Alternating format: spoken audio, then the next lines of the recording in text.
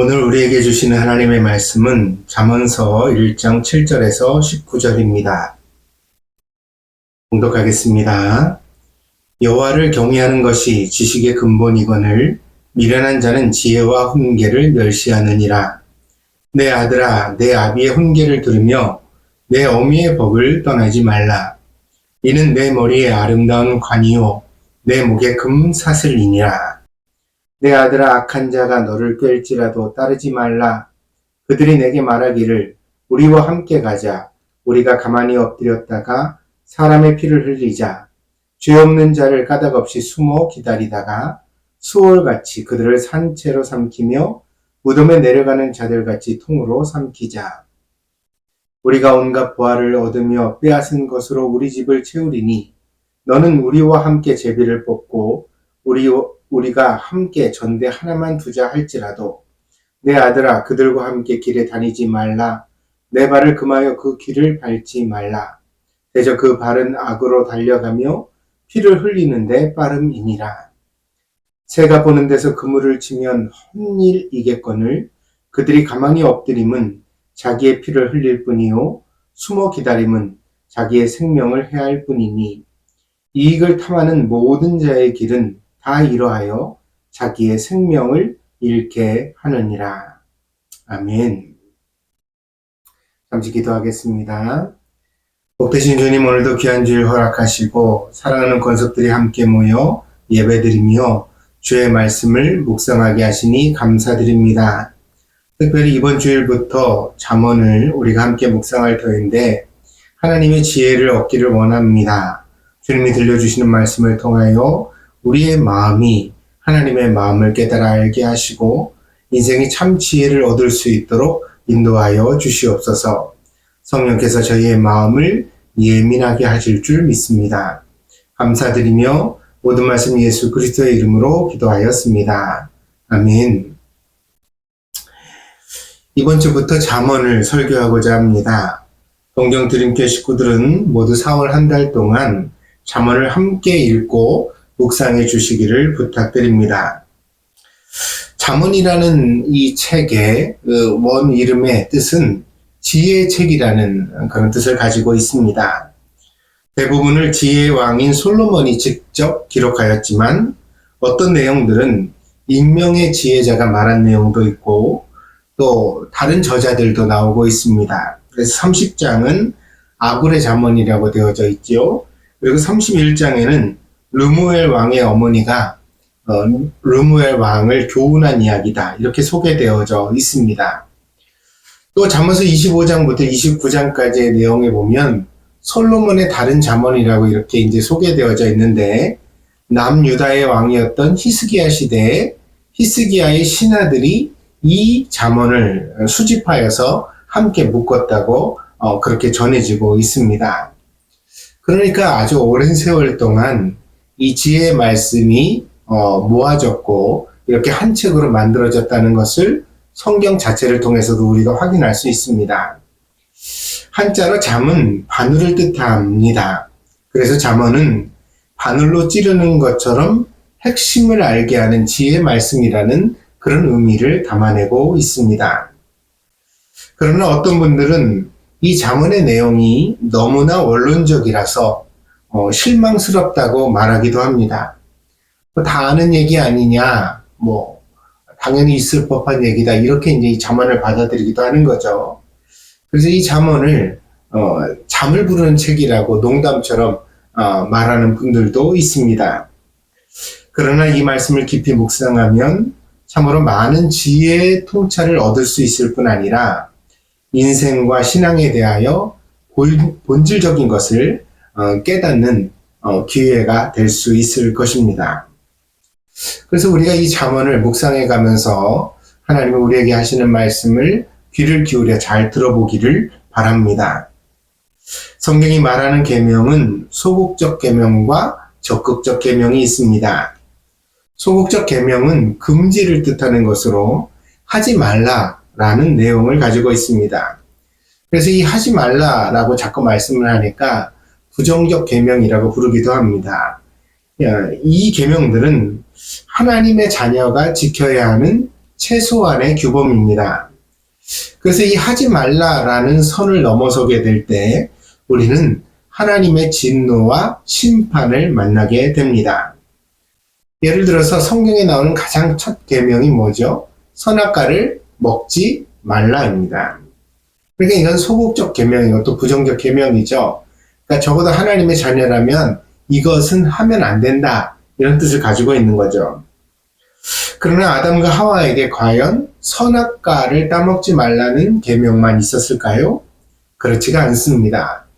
생육하고 번성하라, 땅에 충만하라, 또 에덴 동산을 경작하고 지켜라, 이런 계명들이 이제 창세기 1장에도 나오고 2장에도 나오지 않습니까? 그렇지만 보다 더 본질적인 계명은 사실 숨겨져 있습니다. 그것은 신명기서에서 확인하게 되어지는 계명인데, 마음을 다하고 성품을 다하고 목숨을 다하여 주 너의 하나님을 사랑하라는 계명입니다. 신명기 6장 4절입니다. 이스라엘아 들으라, 우리 하나님 여호와는 오직 유일한 여호와시니 너는 마음을 다하고 뜻을 다하고 힘을 다하여 내 하나님 여호와를 사랑하라. 이 계명을 이스라엘은 쉐마라고 불렀는데, 이것이 선악과를 먹지 말라는 계명보다 훨씬 더 근본적인 계명입니다. 하나님을 사랑해야 그 말씀에 순종할 수 있게 되어지는 거죠. 그러니까 이 계명을 하나님을 사랑하면 사랑할수록 우리가 이제 하나님의 계명에 대하여서도 보다 더 엄격한 태도를 가질 수 있게 되는 것입니다. 이렇게 무엇을 하라는 긍정의 계명을 우리는 적극적 계명이라고 말할 수가 있습니다. 소극적 계명은 우리를 위험으로부터 보호하는 역할을 하지만, 이 적극적 계명들은 우리를 성장시키고 더 풍성한 생명으로 인도하는 역할을 합니다. 때문에 그리스도인들은 이제 신앙이 무엇을 우리에게 금지하느냐에 얽매일 것이 아니라, 성경 속에서 하지 말라라는 계명만을 아주 열심히 찾고 또 지키려는 분들이 있거든요. 근데 이런 신앙은 사실 풍성하거나 건강하기가 힘이 듭니다. 그럼 이제 우리는 무엇에 관심을 보다 더 기울여야 하느냐? 성경이 무엇을 하라고 우리에게 말하고 있는가? 무엇을 더 권면하고 장려하고 있는가? 그것들을 우리가 잘 살펴야 한다는 것이죠. 성경 속에서 우리가 정말 최선을 다해 힘을 기울여야 할 그런 목표들을 찾는 것이 중요합니다. 사도 바울은 로마서에서 율법이 죄를 더 힘있게 만든다고 경고했습니다. 역설적이지만 이것은 참 사실입니다. 로마서 7장을 제가 한번 읽어보겠습니다. 로마서 7장 5절입니다. 우리가 육신에 있을 때에는 율법으로 말미암는 죄의 정욕이 우리 지체 중에 역사하여 우리로 사망을 위하여 열매를 맺게 하였더니, 우리가 육신에 머문다는 것은 이제 여기서 말한다는 것은 그냥 육신을 가지고 산다는 뜻이 아니라 모든 우리의 욕구가 이제 육신에 있다는 것을 뜻하거든요. 우리가 그렇게 육신에만 관심을 기울여서 살아가는 동안에는 어떤 일이 있었냐? 율법으로 말미암아 죄의 정욕이 우리 지체 가운데 더 역사했다는 거예요. 그래서 우리를 사망의 열매를 맺게 만들었다, 이렇게 말합니다. 근데 이제 그리스도는 어떻게 됐냐? 이제는 6절입니다. 이제는 우리가 얽매였던 것에 대하여 죽었으므로, 어떻게 해요? 예수님의 십자가를 통해서 죽었으므로 율법에서 벗어났으니, 이 십자가를 믿는 믿음으로 말미암아 율법에서 벗어났다는 것이에요. 이러므로 우리가 영의 새로운 것으로 섬길 것이요 율법 조문에 묵은 것으로 아니할지니라. 율법은 금지하는 것들이 주인데, 이런 것들을 이제 버리고서 영의 새로운 것, 성령이 우리에게 가르쳐 주시는 바를 우리가 이루어 감으로써 새로운 신앙생활을 하게 되었다는 거죠. 7절입니다. 그런즉 우리가 무슨 말을 하리요? 율법이 죄냐? 그럴 수 없느니라. 율법이 죄는 아니라는 거예요.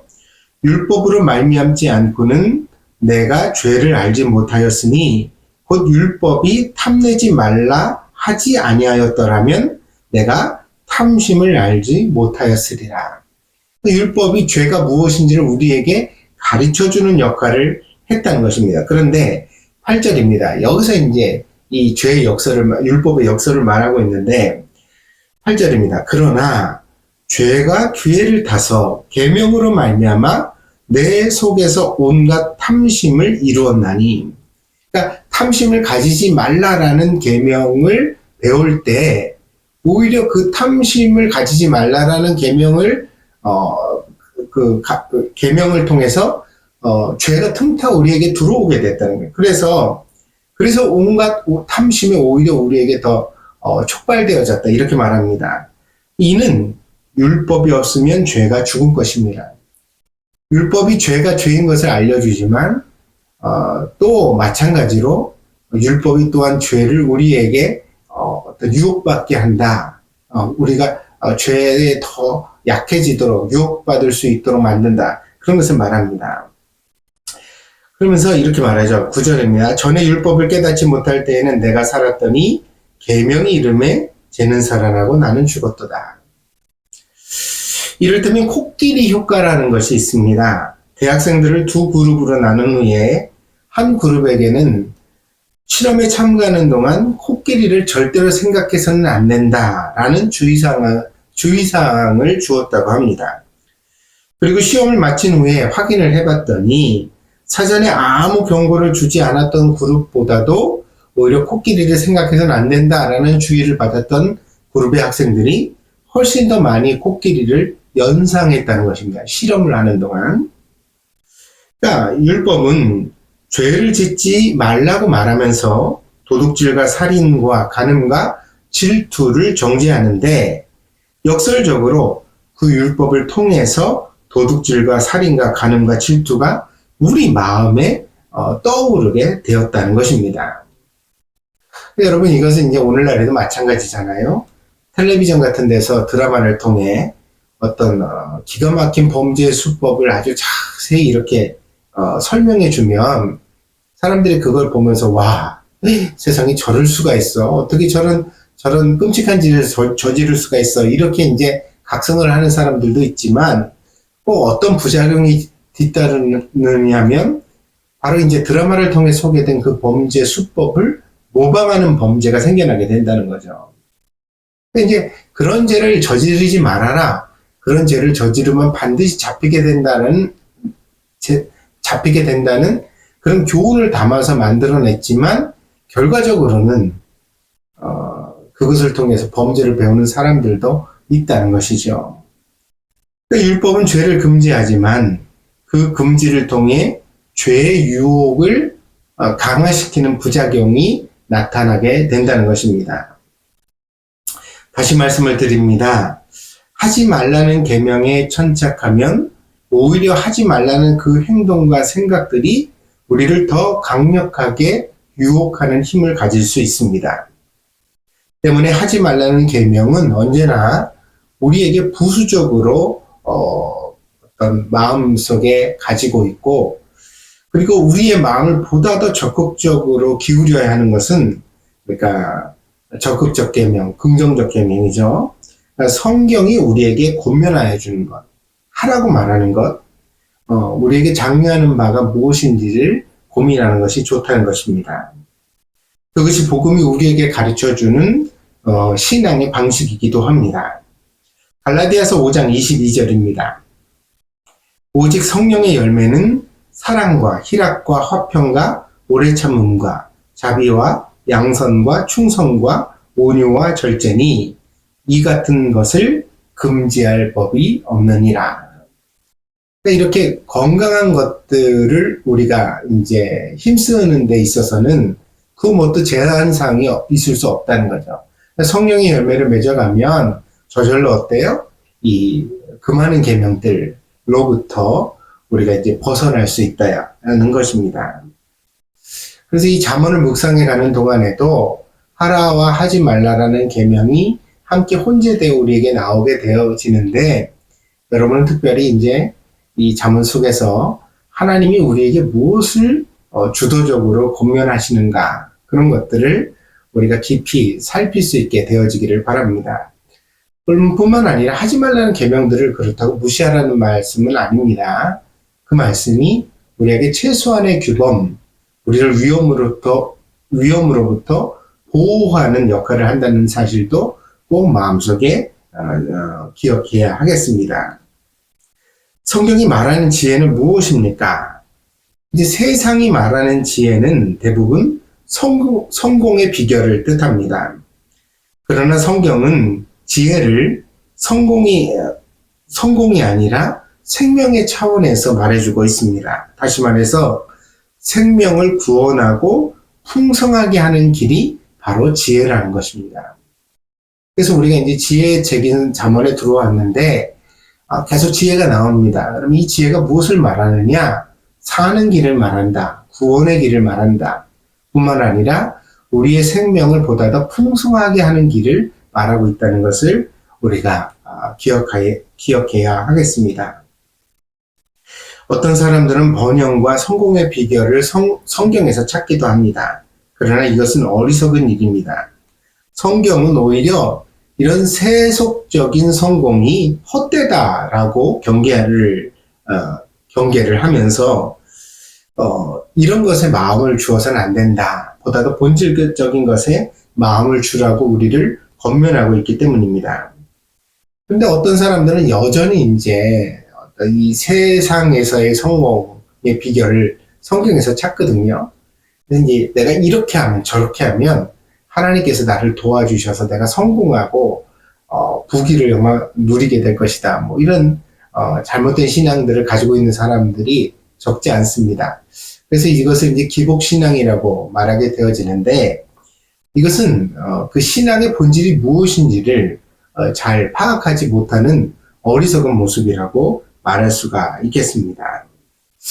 오늘 본문에서도요, 이 지혜가 우리의 생명을 다루는 문제라는 것을 명백하게 이제 말해주고 있죠. 1장 8절입니다. 내 아들아, 내 아비의 훈계를 들으며 내 어미의 법을 떠나지 말라. 이는 내 머리에 아름다운 관이요, 내 목에 금사슬이니라. 이게 이제 다 뭐냐면 생명을 영화롭게 하는 것이다. 이런 뜻을 가지고 있거든요. 그래서 10절에 보면 내 아들아, 악한 자가 너를 깰지라도 따르지 말라 그랬잖아요. 그래서 오늘 말씀의 제목이 악한 자가 너를 유혹할지라도 이렇게 이제 잡았는데 여기서 악한 자를 19절에 가면 달리 말합니다. 19절 보겠습니다. 이익을 탐하는 모든 자의 길은 다 이러하여 자기의 생명을 잃게 하느니라. 10절에서 나왔던 악한 자는 결국 어떤 사람이냐면 자기의 이익을 탐하는 사람입니다.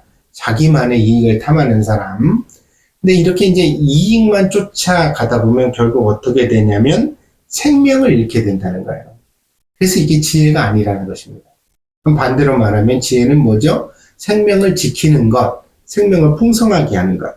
그것이 바로 지혜라고 말하고 있습니다.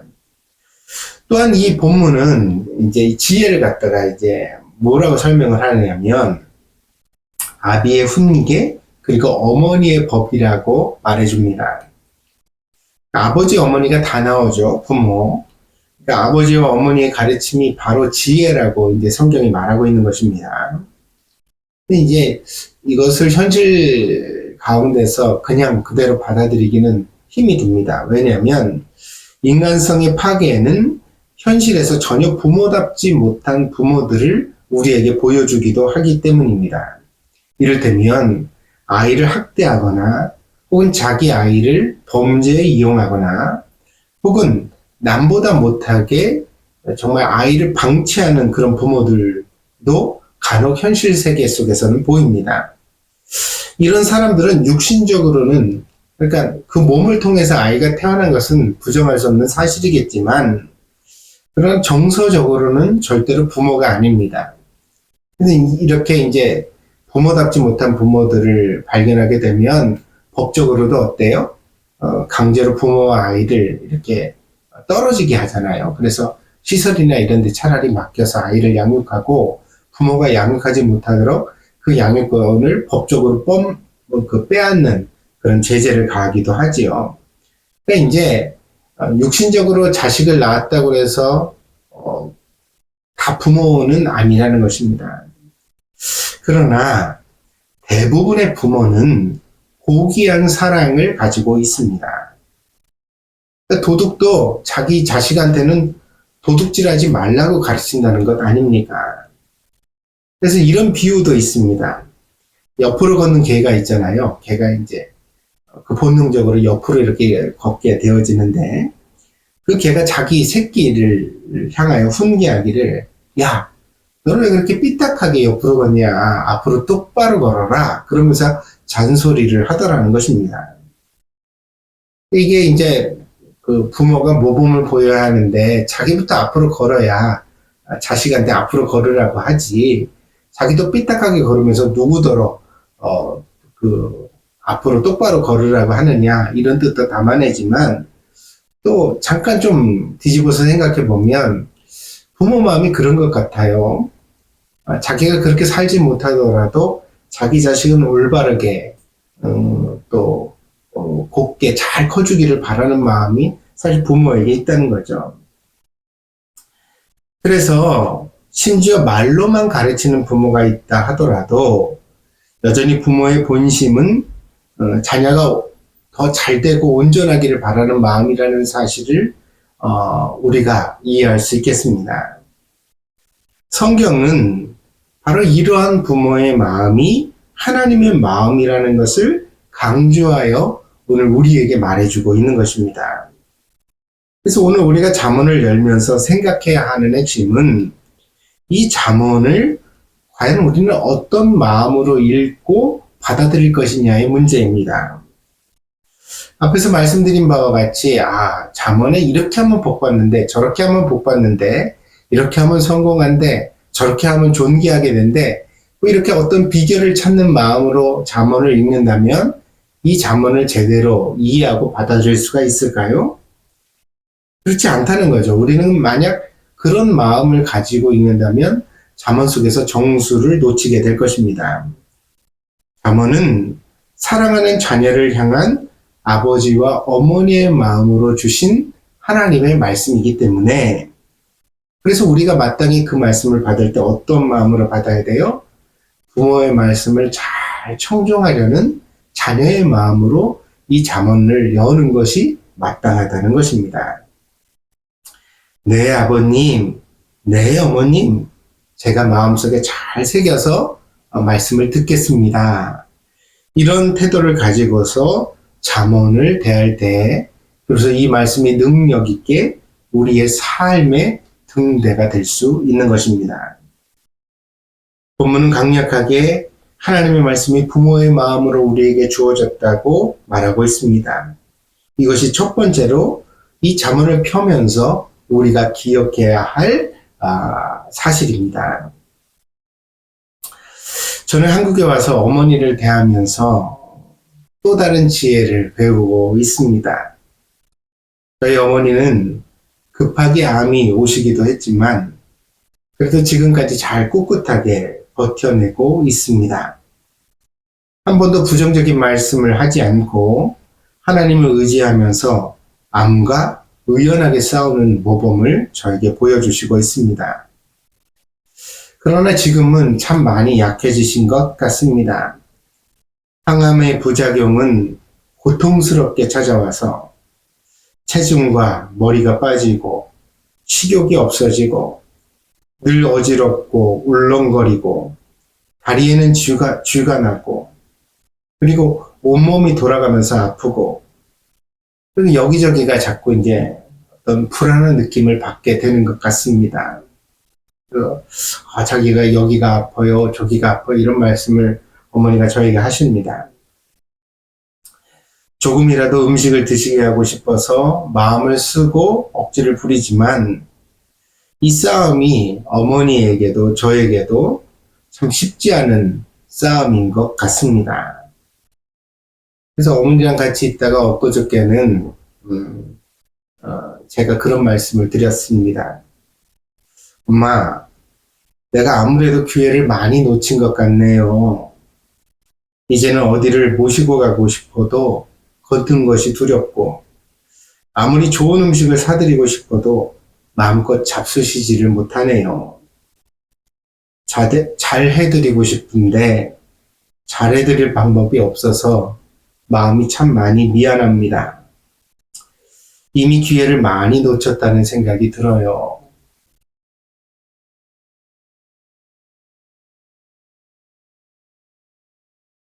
이전에는 형편이 없어서 못 해드렸는데 지금은 그런 형편을 따질 처지도 아니고 뭐라도 좀 해드리고 싶은데 해드릴 수 있는 기회가 이미 많이 지난 것이 아닌가 그런 후회가 찾아옵니다. 인생은 누구에게나 그렇게 오고 그렇게 지나갑니다. 아직 청춘의 옷자락을 잡고 있는 동안에는 막연하게 기회가 있을 것이라는 생각이 우리를 가득 채우고 있지만 생명은 손가락 사이로 빠져나가는 물처럼 그렇게 사라지고 우리 모두에게는 결국 고통스러운 시절이 다가오게 될 것이라는 것은 피할 수 없는 진실입니다. 그렇지만 낙심하고 포기할 것이 아니라 그렇기 때문에 더욱 지금 주어진 기회를 소중하게 붙잡고 더 간절하게 사랑하면서 살아가야 한다는 것. 내가 뭔가 해줄 수 있을 때, 사랑할 수 있을 때 최선을 다해야 한다는 것이 바로 제가 지금 어머니 곁에서 배우는 지혜이기도 합니다. 어리석은 욕심에 이끌려 삶을 낭비할 것이 아니라 삶이 후회로 얼룩지지 않도록 마음을 기울여 지혜를 구하고 세월을 붙잡아야 하겠습니다. 여러분들, 인생을 잘못 산 사람들을 이렇게 보면요. 누구인들 그렇게 살고 싶었겠습니까? 그러나 한 번 이제 엎질러진 물처럼 인생을 잘못 살고 나면 기회가 없잖아요. 다시 뭐 사과를 하거나 후회를 하거나 돌이킨다는 것도 기회가 있을 때, 세월이 있을 때 말하는 거죠. 근데 이제 대부분의 잘못은 사실 바꿀 수 없는 것 같습니다. 인생은 돌아오지 않습니다. 우리는 모두 그 단번의 인생을 가슴에 담으며 살아가고 있는 것입니다. 그래서 잘 살라고, 다시 말하면 보다 생명으로 가득 찬 인생을 살아보라고 지혜가 우리에게 목소리를 높여 말하고 있는 것입니다. 그러나 우리의 인생에는 누구에게나 유혹이 있습니다. 그 유혹은 오늘 본문에 나오는 이 악한 자의 유혹처럼 우리에게 이익을 약속하죠. 이렇게 하면 네가 훨씬 더 굉장히 덜 수고하고 많은 이익을 보게 될 것이다. 이런 식의 이야기를 하잖아요. 마치 뱀이 하와에게 선악과를 따먹도록 유혹할 때도 그랬잖아요. 따먹어도 죽지 않으리라. 오히려 눈이 밝아져서 하나님처럼 될 것이다. 이렇게 유혹했잖아요. 그러니까 우리 인생 가운데도 야, 그렇게 살 필요 없어. 이렇게 하면 좀 더 쉬울 수 있어. 그리고 너는 이익을 많이 보게 될 거야. 너는 굉장히 행복하게 될 거야. 이런 이제 말들이 늘 우리의 귀에 속삭여지거든요. 그런데 이제 오늘 잠언 1장은 우리에게 뭐라고 말하냐면 그런 유혹을 함부로 따라갔다가는 인생이 망가지게 된다. 인생 자체를 잃어버리게 된다. 생명을 잃어버리게 된다는 것이 그런 뜻이죠. 사람들은 흔히 인생에는 공짜가 없다고 말합니다. 맞습니다.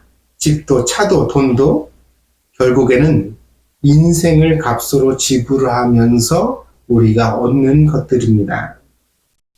그래서 과연 그것들이 내 인생을 바칠 만한 가치가 있는 것들인지를 이 예배 시간에 다시 생각해 볼 수 있게 되기를 바랍니다. 그리고 만약에 마지막에 후회하지 않을 자신이 없다면 야, 내가 이렇게 살아서 내 인생을 이런 것에 값으로 지불하며 살았다가는 나중에 가만히 내가 늙어서 되돌아볼 때 이건 후회스러울 것 같다. 그런 생각이 드신다면 지금이라도 다시 생각하고 잘 선택해야만 하겠습니다. 성경은, 특별히 잠언은 바로 그 선택을 올바르게 할 수 있도록 우리를 돕고 싶다고 말하는 책입니다. 성경이 말하는 지혜는 무엇이냐? 생명을 얻게 하는 길이죠. 악한 자의 유혹에 빠지지 않게 하는 겁니다. 그렇게 해서 결국 우리가 구원하게 되는 것은 우리 자신의 인생이라는 것입니다. 그러니 여러분이 가진 인생의 고민을 가지고 성경을 펴고 진지하게 묻고 깊이 기도하면서 잘 선택할 수 있는 사람들이 되시기를 바랍니다. 기억하십시오. 여러분이 인생을 통해 무엇을 얻든지 여러분 손에 무언가 얻어지는 것에는 반드시 값이 있습니다. 그 값은 돈으로 지불하는 것이 아니라 여러분의 인생으로, 여러분의 삶 자체로 지불하는 것입니다. 그것을 알고서 하나님 앞에서 인생을 살아가는 것이 바로 참된 지혜인 것입니다. 여러분 모두에게 성경이 말씀하는 참된 지혜가 있기를 축복합니다. 기도하겠습니다.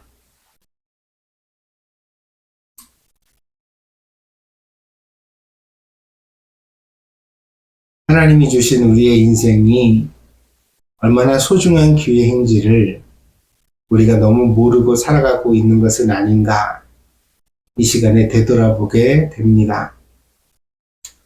하나님, 정말 가치 있는 것을 위하여 마음을 쓰고 힘을 쓰면서 살아가는 인생이 되어지기를 원합니다. 그것이 바로 잠언이 우리에게 말씀해주고 있는, 가르쳐주고 있는 지혜의 본질인 줄 믿습니다. 오늘 사랑하는 동경드림교회 식구들이 지혜를 깨닫게 하시고 지혜를 배우게 하시고 지혜에 순종할 수 있는 사람들이 되게 하여 주시옵소서.